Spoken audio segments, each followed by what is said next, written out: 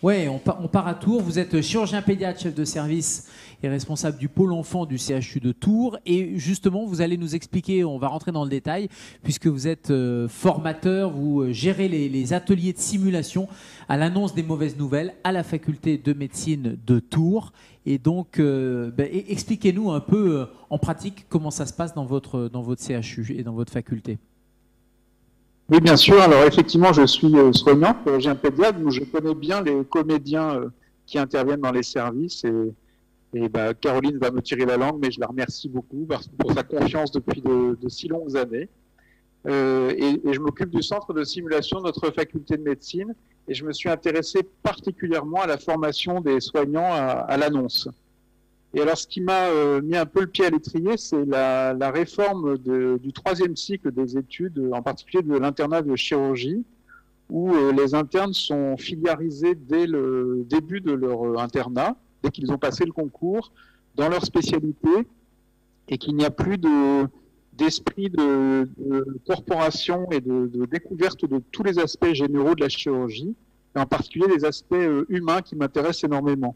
Et donc, on a monté un petit programme à Tours qui, bien sûr, revient sur des bases anatomiques, des voies d'abord chirurgicales, etc., des cours théoriques de notions d'urgence. Et puis, on a monté un programme de formation à l'annonce pour les internes de chirurgie par la simulation. Alors, ce programme, il s'est axé plutôt que les mauvaises nouvelles, parce que c'est un petit peu tôt pour les internes de premier semestre, sur l'annonce des événements indésirables associés aux soins, qui sont un peu le quotidien d'un service de chirurgie, hein, parce que ce sont des techniques, la chirurgie c'est une technique de haute volée qui a son lot de technicité et donc de complications qu'il faut savoir annoncer pour limiter la pression judiciaire et puis bien sûr pour aussi accompagner le patient dans ces événements indésirables. C'est le premier objectif. Alors la simulation, évidemment, dans l'aéronautique, on l'avait découvert depuis longtemps. En médecine, c'est le dogme jamais la première fois sur le patient. On va pas, on va s'entraîner quelque part dans des situations qui reproduisent la réalité.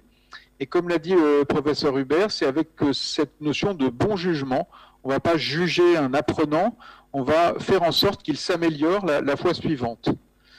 Alors, ça consiste à faire un briefing de la situation qui est la plus proche du réel possible. Alors, on fait un briefing de l'apprenant et puis un briefing des comédiens sur une situation bien particulière qui généralement est issue d'un fait réel. Ce briefing des comédiens, pourquoi on utilise des comédiens? On emploie des comédiens dans ces séances de simulation, c'est pour augmenter le réalisme de ces situations. Alors, quand on n'a pas la chance d'avoir des comédiens, eh bien, on demande à l'un des apprenants de jouer C'est absolument pas la même chose parce que ce réalisme est considérablement augmenté par tout le savoir du métier de comédien. Et donc, on approche et on passe véritablement un contrat fictionnel avec les apprenants. Donc, le jeu du scénario se déroule. Et puis ensuite, on va faire un débriefing. Ça, c'est le temps le plus important de cette séance de simulation, avec les acteurs qui vont nous donner leur impression. Alors, en tant que parent, si c'est un scénario qui met en scène un enfant, ou en tant que parent de la famille. Et on va conduire ce débriefing avec, bien sûr, des objectifs pédagogiques qu'on s'est fixés au préalable. Le but, comme l'a dit M. Hubert, c'est d'avoir une approche réflexive, c'est-à-dire qu'on va observer ce qu'a fait l'apprenant, on va lui demander dans quelle situation, à quel moment il ne s'est pas senti à l'aise, à quel moment il a observé la réaction des comédiens, et comment il a réagi, et comment il pourrait réagir si la situation se reproduisait. Donc, toujours un regard bienveillant. Alors les comédiens sont briefés à cette approche bienveillante, c'est important. Ils peuvent être munis de petites oreillettes qui permettent aux concepteurs du scénario d'intervenir. Alors dans les deux sens, moi j'appelle ça mettre le sel et le poivre. C'est-à-dire que si le scénario est trop facilement déroulé, on peut rajouter une petite pointe de difficulté par l'oreillette en parlant aux comédiens. Ou au contraire, si on sent que l'apprenant perd pied un peu, est déboussolé, désarçonné par la situation, demander aux comédiens qu'ils se calment parce qu'ils ont vraiment de temps en temps un jeu qui est très très impressionnant pour des jeunes médecins. Voilà, donc on cultive beaucoup la notion d'empathie, bien sûr, avec les patients. C'est très important. On peut développer beaucoup d'axes pédagogiques, en particulier la simulation interprofessionnelle, apprendre à travailler ensemble avec des corps de métiers différents. Donc ça, c'est très important, et toujours dans la sécurité émotionnelle des apprenants, mais aussi des comédiens. Il faut s'assurer, lorsqu'on fait le briefing des comédiens, par exemple, que la situation qu'on va jouer, c'est un script, hein, comme une pièce de théâtre, ne les met pas personnellement en difficulté. Peut-être qu'ils ont vécu cette situation eux-mêmes dans leur vécu personnel. Donc il faut toujours leur demander. Et puis la répétition de ces scripts, de scénarios qu'ils répètent peut parfois les fatiguer un peu. Donc il faut toujours leur demander s'ils sont à l'aise avec ce scénario. Mais ça, Nolwenn nous en dira certainement deux mots. Voilà ce que je peux dire. On se rend compte que dans les études de médecine, la communication n'est pas assez enseignée. Or, pourtant, c'est la base de notre métier. Et donc, je pense que c'est un excellent moyen d'apprendre aux jeunes soignants ces techniques de communication. Donc, on a fait 3 sessions par an pour ces internes de chirurgie, sur une promotion de 30 à Tours. Donc, il y a un séminaire de pré-rentrée, et puis ensuite, on leur décline différents scénarios. Je vous donne 3 exemples pour être rapide. Un scénario d'une déprogrammation chirurgicale. Voilà, c'est un papa chef d'entreprise qui accompagne son enfant pour une intervention de chirurgie ambulatoire. Et puis ce matin-là, il y a un polytraumatisé qui arrive au bloc.